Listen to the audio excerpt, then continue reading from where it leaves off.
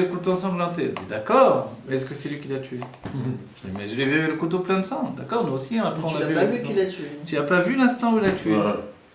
Il se peut très bien qu'il lui courait derrière et que finalement il a abandonné, que l'autre a pris le couteau, il s'est planté dans le cœur, il l'a mis dans la main et il est mort. On va dire c'est un truc de vous, ça n'existe pas. Ça n'existe pas, mais les Dayanim, toi, arriver à se demander est-ce que ça peut être une situation comme ça.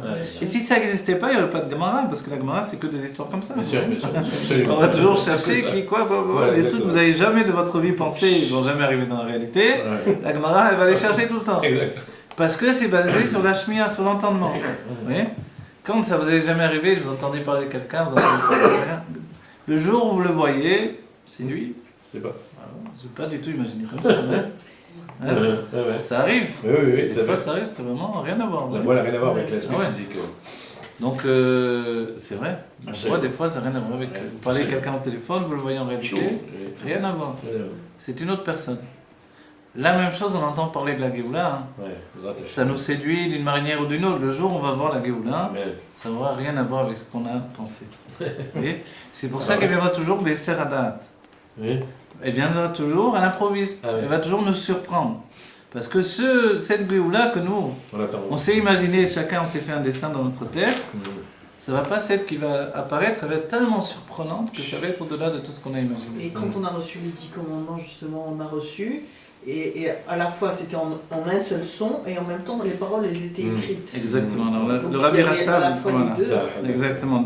C'est vrai qu'il est dit Raou et Takolo. Et Chamou et Chamou. J'ai entendu Raou et Takolo. Ils ont vu les voix, le Chamou et Niré, voilà. Et ils ont entendu ce qui se voit. Le Rabbi Rachab il dit d'habitude on voit ce qui est près et on entend ce qui est loin. Vous voyez? Et il dit tout à coup ça s'est interverti. C'est-à-dire ce qui était loin dans la vie d'un homme, c'était Dieu. Dieu il est loin, tellement loin, on ne le voit pas de nos yeux. Et le monde était près. Tout s'est inverti. Le monde est devenu loin et Dieu est devenu tellement proche que... Donc du coup, voilà, c'est l'une des explications du Rabbi Rachab. C'est-à-dire tout s'est inversé. Et dans la Géoula, vraiment, on aura ce niveau-là. C'est-à-dire que tout va s'inverser. Il y a une phrase dans la Chassidut qui dit Haolam be'pshitut ve'elokut be'itratshut. Vous connaissez ce terme-là? Non. Le monde, c'est simple.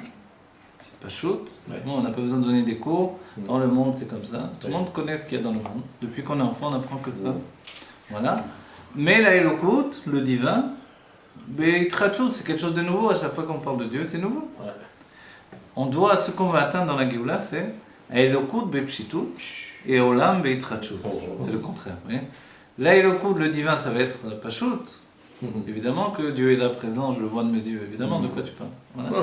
Mais le monde, qu'est-ce que c'est ça déjà? Rappelez-moi, je ne me rappelle plus trop. Voilà. Ça, c'est comme ça qu'ils étaient un matin de Torah. C'était Mena Olam Haba, et ça va être comme ça dans la Géoula. Le monde, c'est-à-dire le fait quoi? Moi, j'ai cherché des ennuis à quelqu'un, je vais chercher des problèmes, etc. Ça va pas la tête. Et ça, c'est la vision des choses.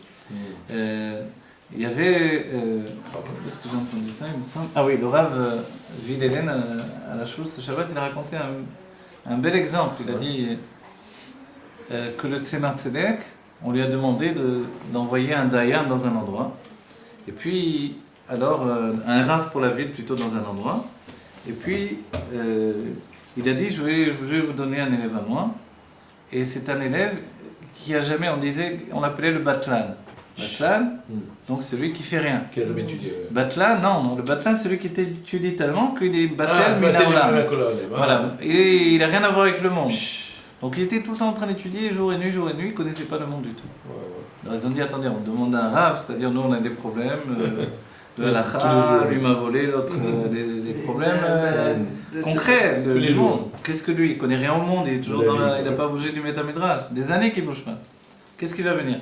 Le Tzemar Tzedek, il a dit prenez-le, vous allez voir que vous allez être content. Voilà. Et ils l'ont pris.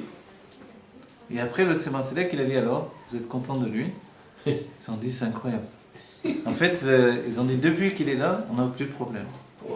Alors, c'était quoi? Qu'est-ce qui se passait? La première fois où il y a eu un différend, donc les deux personnes sont venues voir le Rav, et on dit il est en train de prier. Il est en train de prier à cette heure-là, il est en train de prier. C'était un chassid, lui il priait des heures. Bon, attends. temps qu'il attend, ils le voient en train de prier, de pleurer, de trucs. Déjà, ils ont descendu tout leur orgueil, leur dispute. Ils sont plus tranquilles tous les deux en train d'attendre. Quand il arrive, il a dit voilà, Kvodarav, on a un problème. Voilà, et tant d'argent j'ai donné, j'ai dit, etc. Lui, j'ai investi. Lui, moi, je dis, il m'a volé. Lui, il pense que c'est moi qui l'ai volé. Moi, je pense.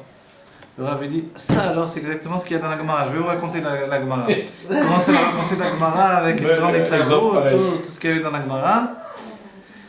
Alors, ils entendent le truc dans la Gemara, c'est extraordinaire comme il a raconté la chose. Et il dit, mais attendez, ça c'est seulement le Nigli. Maintenant, je vais vous raconter le Pichasidut. Une fois qu'il a fini de leur raconter le Pichasidut, ils ont dit, ça va, Kvodara, on n'a plus de problème, on a compris. Et en fait, comme ça, il a résolu tous les problèmes de la communauté. Incroyable. Et ils ont dit au Tzemar Tzedek, on a vu qu'on n'a plus de problème en vérité. On avait des problèmes parce qu'on avait des mochin de Katnout. On avait un petit esprit mesquin, on était dans la vie de tous les jours. Il nous a sortis de tout ça. Il nous a projetés dans un monde où finalement c'est la Torah qui dirige le monde. Donc finalement, on a vu tout ce qu'on vivait, c'était de la Torah. Il a purifié notre vie en fait. Et ça, c'est finalement, c'est lié à la Chokhmah, vous voyez. La Chokhmah, c'est le fait de voir Dieu tout le temps dans notre vie au quotidien. Et ça, c'est le niveau qu'on doit atteindre dans la Neshama. Et c'est en fait, c'est lié à la vision. Je vois Dieu tout le temps, donc forcément, ce que j'entends même, moi je le vois tellement Dieu de mes yeux que c'est tout à fait différent. Donc en fait, l'entendement c'est un niveau, mais la Chokhmah c'est de voir. Comment je peux... Les histoires du Harizal, elles sont dans ce sens-là. Le Harizal, on venait lui proposer de juger deux personnes. Il disait, dans la vie précédente, ça s'est passé comme ça et comme ça. Lui, il a volé à cette personne, il lui devait, etc. Donc il commençait à voir les Gilgulim, les sages ils étaient très en colère à son époque. Ils ont dit on ne peut pas faire un jugement comme ça. On doit faire d'après ce que les oreilles entendent. Le Harizal a dit mais qu'est-ce qu'on veut de moi? Moi c'est ça ce que je vois, c'est mes yeux qui voient comme ça. Donc en fait ça c'est le niveau de Chaya. On dit qu'Adam Arishon dans le Gan Eden il avait le niveau de Chaya. Celui qui atteint le niveau supérieur, le niveau de Yechida, c'est le Baal Shem Tov. La finalité de tout c'est Yechida. Il y a les niveaux klali, je vais donner le niveau klali de tout ça. Le Nefesh général de tout le peuple juif, c'est David Améler. Le roi général de tout le peuple juif, c'est Eliyahu Hanavi. Le roi. La Neshama générale de tout le peuple juif, c'est Moshe Rabbeinu. Donc ça, c'est les âmes collectives qui contiennent toutes les autres. La Neshama, on a dit, Chaya générale de tout le peuple juif, c'est Adam Arishon. Et finalement, Yechida, ce sera le Mashiach, qui seulement atteindra le niveau de Yechida. Mais quand on parle de Yechida, c'est le niveau klali de toutes les âmes qui s'englobent en lui. Vous voyez? Donc en fait, sa perfection, pourquoi ce sera seulement Mashiach? Parce que lui seulement va porter la Géoula au monde. Et dans la Géoula, chacun aura atteint la perfection de son âme. Mais Moshe, c'était le Mashiach de l'époque. Moshe, c'était le Mashiach de l'époque. En tant que Mashiach, il était Yechida, mais Yechida de Neshama. Parce que son niveau général, c'était Neshama. Voilà, parce que chaque et niveau... le Rabbi qui est le Mashiach de... Alors, le Rabbi qui est Mashiach aujourd'hui, dans ce cas-là, le Rabbi atteint le niveau de Yechida, Klali de tout le peuple juif. Vous voyez? Et ce niveau-là, ça peut être inclus que parce qu'on a terminé tout le travail. Forcément, sinon on n'arrive pas au niveau de Yechida. Et Yechida, qu'est-ce que c'est alors? Yechida, c'est vraiment donner sa vie pour Dieu. Il y a deux niveaux que l'on dévoile dans le judaïsme. Il y a le niveau de Yechida dévoilé par Rabbi Akiva, qui toute sa vie voulait mourir pour Dieu. Et au moment de Shema Israël, quand on lui a arraché la peau avec des pinces, avec des tenailles. Voilà, lui était lié à Dieu. C'était le plus beau jour de sa vie parce qu'il avait atteint le niveau de Yechida chez Banefel. Donc il était totalement fusionné dans Dieu. Voilà. Le Rabbi Shimon Bar Yochai, au moment où il s'unifie à Dieu, c'est forcément le niveau de Yechida qui est dévoilé. Et finalement, alors, on va dire, mais le niveau de Rabbi Akiva, est-ce que c'est ça ce qu'on doit atteindre? Chassidut dira, on préfère le niveau atteint par Avraham Avinu. On dit pourquoi? Parce que Rabbi Akiva, toute sa vie, il a voulu mourir Bekidush Hashem. Avraham Avinu, toute sa vie, il a voulu vivre Bekidush Hashem. C'est la différence. Il était prêt à mourir à chaque instant. À chaque instant, il était prêt à mourir, mais son destin et son but, c'était pas de mourir. Parce que finalement, mourir, aussi extraordinaire que ça soit, c'est un instant. Et une fois qu'on est mort, c'est terminé, il n'y a plus de lendemain. C'est les djihad. Non, mais c'est pas dans ce sens. Non, en vérité, c'est vrai, mais les tzadikim ont voulu mourir avec Kiddush Hashem après une vie sans jamais faire de mal à quelqu'un d'autre. Mourir.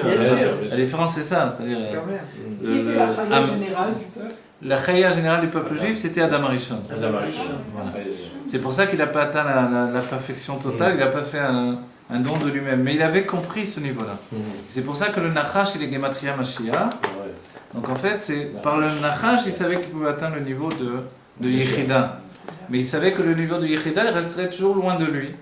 Donc le Nachash lui a bien fait comprendre que pour atteindre le niveau de Yechida, il ne pouvait pas l'obtenir tout seul. Il fallait que toutes les âmes qui étaient en lui obtiennent le niveau de Yechida. Mais pour ça, il fallait inclure le mal et ensuite le dépasser totalement, le transformer. Yechida, c'est la transformation du mal. Oui, il n'y a plus de mal du tout, le mal n'existe plus. Je ne sais plus, j'avais lu ou entendu une fois qu'en fait Adam Arishon, justement, elle a voulu faire venir Mashiach. Il savait que pour faire venir Mashiach, il fallait justement qu'il ingère le mal et il croyait pouvoir le combattre, mais en fait il s'est rendu compte que c'était trop tard. En fait, voilà, ce qui se passe, c'est que nous-mêmes on est en train de faire ce travail. À travers nous, on est tous les réincarnations de Adam Arishon. À travers nous, le mal finalement qu'il a intégré est en train d'atteindre sa perfection. Dieu savait, ne croyez pas qu'il était. C'était pas un homme qui agit au hasard. Bien sûr. Les dieux voulaient qu'il faute et lui-même savait qu'il devait fauter. Il fallait qu'il fasse pour pouvoir faire. On dit que tous les Nevi'im avaient une goutte du niveau de Nevoa de Adam Arishon. Donc en fait, c'est un niveau de perfection que nous on va approcher en finalité quand on termine notre vie. Mais ce qu'a apporté la Chassidut aujourd'hui, c'est justement le fait de ne pas vivre simplement dans une vie dans les niveaux inférieurs de l'âme, mais de nous projeter dans le niveau de Yechida Sheba Nefesh. Yechida Sheba Nefesh, c'est de considérer qu'au quotidien, en fait, on peut donner tout notre être pour servir Dieu. Et pour ça, en fait, on doit atteindre ce niveau de Yechida Besimcha.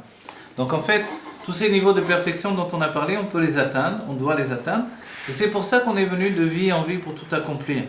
Pour ce qui est les mitzvot qui sont liés aux femmes uniquement, alors évidemment que la femme, d'un certain point de vue, elle rend quitte l'homme de ses mitzvot. Pour ce qui est les femmes qui ne font pas toutes les mitzvot que les hommes vont faire, c'était même une question dans la Mekoubalim. Pourquoi les femmes se réincarnent, puisqu'a priori la raison même des Gilgulim, c'est de faire toute Torah et mitzvot. Or les femmes ne sont pas obligées à faire toute Torah et mitzvot.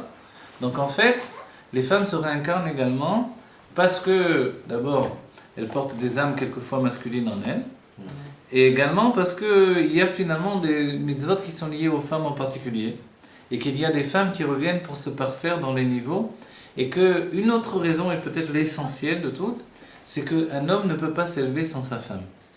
Donc en fait, une femme vient au monde pour son mari, et grâce à la femme qui vient au monde pour son mari, l'homme va pouvoir s'élever. C'est-à-dire que dès qu'il y a un homme dans le monde, il y a sa femme aussi qui est là dans le monde. S'il ne la trouve pas tout de suite, c'est qu'il faut qu'il travaille, qu'il se mette à son niveau. Pourquoi on va dire? Comment ça se fait? Laquelle se mettre à son niveau à lui, non? On dit pourquoi c'est à lui à se mettre à son niveau. On explique que parce que la femme s'élève avec son mari et elle ne descend jamais. C'est-à-dire que le niveau qu'ils avaient atteint dans la vie précédente, elle ne le perd pas quand elle vient dans la vie présente. Mais lui, avant de terminer sa vie précédente, il peut très bien avoir perdu son niveau. Et donc quand il vient aujourd'hui, alors, il doit remonter de niveau. C'est pour ça qu'on voit les jeunes hommes dans la yeshiva étudier, qui font un bon travail. Ils font le maximum avant le mariage. On va dire, attends qu'il soit marié, c'est une discussion dans la Gemara. Comment avant d'être marié, il n'a pas la tête vraiment mais après, il aura la tête. C'est la discussion dans la Gemara. Après, Bichlal. Alors en fait, il doit faire le maximum avant pour atteindre le niveau de sa femme et prendre la femme qui est à son niveau à lui. Voilà. Et en fait, que Dieu préserve si un juif chute, alors qu'il devait servir Dieu, il peut chuter. Les enseignements du Harizal et du Zohar, c'est qu'il ne va pas revenir par la grande porte. Il va passer par le domem, le minéral. Donc il a perdu son âme. Maintenant, il doit la retrouver. Et l'âme d'un juif, c'est Nefesh, Roi, Neshama, Chaya, Yechida. C'est pas rien. C'est pas un niveau. C'est 5 niveaux minimum. Parce que chaque niveau contient 5 niveaux, qui contiennent chaque niveau. Donc il faut la perfection de tout. En fait, alors, il va devoir passer par le minéral, Ensuite, il va devoir passer par le végétal. Ensuite, il va passer par l'animal. Et ensuite, finalement, il va pénétrer dans l'homme. Et l'homme en question, c'est un goy. Et ensuite, seulement, il va devenir dans un guerre. Et alors seulement, il va retrouver son âme. Vous voyez tout le système que Dieu a mis en place? Et c'est pour ça que finalement, Dieu, quand on s'en va, quand on quitte notre judaïsme, ne croyez pas que ça va être facile de le retrouver, que Dieu préserve. C'est tout un travail pour retrouver notre judaïsme. Donc aujourd'hui, qui plus est, quand on a pris conscience de notre judaïsme d'une manière ou d'une autre, on doit faire le maximum, non pas pour le préserver parce qu'on ne vit pas à l'économique, mais pour le grandir. Vous savez qu'après la Shoah, le judaïsme en général, l'état d'esprit, c'était pourvu que l'on puisse survivre. On va se faire petit, on va se mettre dans un coin pourvu que les goïms nous oublient. Le rabbi l'a dit, c'est pas comme ça qu'on doit vivre. On a vu ce qu'un homme dans le mal a pu faire dans le monde. Nous, on doit comprendre par là ce que l'on doit faire dans le bien dans le monde. Et c'est là où le rabbi a lancé tout son travail, toute sa campagne, et que finalement, la révolution pour le judaïsme s'est élevée. Et ça finit avec la révolution des enfants, qui, à l'Akba Omer, vont faire la révolte, comme on dit, Afghana lo chashuv alma. Mais le rabbi a dit, en hébreu ça veut dire une comment dire ça? Voilà, manifestation. En hébreu, lo chashuv alma, les enfants disent ça. Ça veut dire peu importe sur quoi, l'important c'est de faire la manifestation. C'est un peu l'esprit français. Mais en réalité, le rabbi dit non, c'est important de savoir sur quoi. Et quand on fait une Afghana, c'est pour les mitzvot. C'est pour ça que dès qu'un enfant vient au monde, on le met dans Tzivot Hashem. Dans les armées de Dieu, on lui donne de combattre les armées de Dieu. Et à ce moment-là, en fait, on comprend qu'il se bat pour son judaïsme. Alors c'est ça notre vie, de ne pas prendre en compte qu'on n'a pas de mal en nous. On a du mal. Mais ce mal, il n'est pas vraiment le mal qui est en nous. Il vient de l'extérieur, c'est un rouage tout. Mais dès qu'on est un kéli pour ce mal, il s'intègre dedans de nous, il vit avec nous. Le travail, c'est de devenir un kéli pour le bien et de repousser le mal au maximum. Et comme ça, de grandir de niveau en niveau. On va citer un dernier enseignement de l'Admor Haïm qui dit que pour grandir dans notre âme, de tous les niveaux de Nefesh Ruach Neshama Chayi Yechida, il faut avoir ce qui s'appelle la Hitpa'alut, l'émerveillement.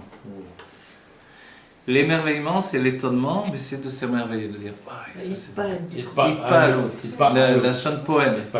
Hitpa'alut, c'est-à-dire le fait que quelque chose agit sur moi. Vous voyez, vous connaissez l'expression Koar HaPoel Banifan. C'est-à-dire qu'il y a quelque chose qui agit sur moi. Si les choses n'agissent pas sur ma personne, si quand j'étudie ça ne me touche pas, ça ne me donne pas d'être émerveillé, je ne vais pas réussir à bouger mon âme. Donc en fait, aujourd'hui, on a plus de mal à être Hitpa'alut. C'est pour ça qu'on doit étudier plus que les autres générations et des choses plus profondes et qui sont plus en éveil avec notre âme. Voilà, on va terminer là ce cours. Qui soit pour la Refoua Shlema de tous les enfants d'Israël qui ont besoin. Voilà, et pour la Géoula Mitit Vashlemat, on souhaite à chacun de trouver son zivou, à chacun d'atteindre sa shlemut dans son âme, à chacun de trouver vraiment ce qu'il doit faire, de l'accomplir. Et essentiellement, n'oubliez pas ce que le Rabbi nous a dit, que chacun d'entre nous, on doit faire notre possible. Et c'est ça qu'on doit penser quand on dit Bechol Meodecha dans la Tfila. Faites tout ce qui est en votre pouvoir pour apporter la Géoula avec des horreurs de Tohu, avec des Kelim des Tikvot. C'est-à-dire avec beaucoup de passion, mais dans des Kelim. Avec beaucoup de passion en étant raisonnable à la fois. Voilà. Que Dieu nous donne véritablement d'agir et de le faire concrètement et qu'on apporte enfin la Géoula.